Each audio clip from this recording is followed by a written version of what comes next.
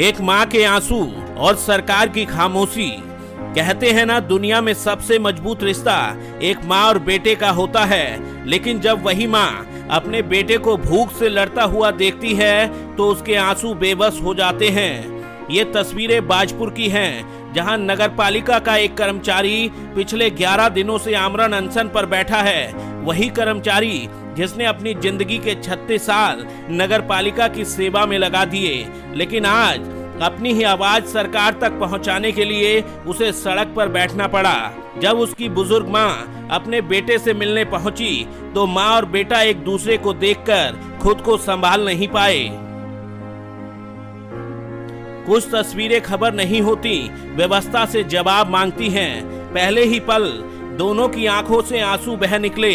वहां मौजूद लोग भी भावुक हो गए और कुछ पल के लिए ऐसा लगा जैसे शब्द खामोश हो गए हों और सिर्फ आंसू बोल रहे हों। लेकिन सबसे बड़ा सवाल यही है, क्या शासन और प्रशासन तक इन आंसुओं की आवाज नहीं पहुंची? आखिर एक ऐसा कर्मचारी जिसने अपनी पूरी जवानी जनता की सेवा में लगा दी, उसे अपने अधिकारों के लिए आज आमरण अनशन पर क्यों बैठना पड़ा? अगर उसकी मांगे गलत हैं तो अब तक उन्हें साफ साफ क्यों नहीं बताया गया? और अगर मांगे जायज हैं तो फिर 11 दिन बीत जाने के बाद भी समाधान क्यों नहीं निकला?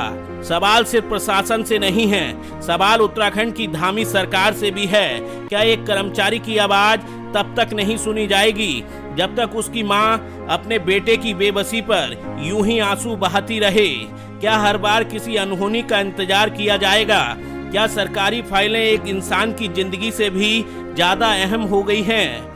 आज ये सिर्फ एक कर्मचारी का संघर्ष नहीं है, बल्कि उस व्यवस्था की परीक्षा है जो अपने कर्मचारियों को सम्मान देने का दावा करती है।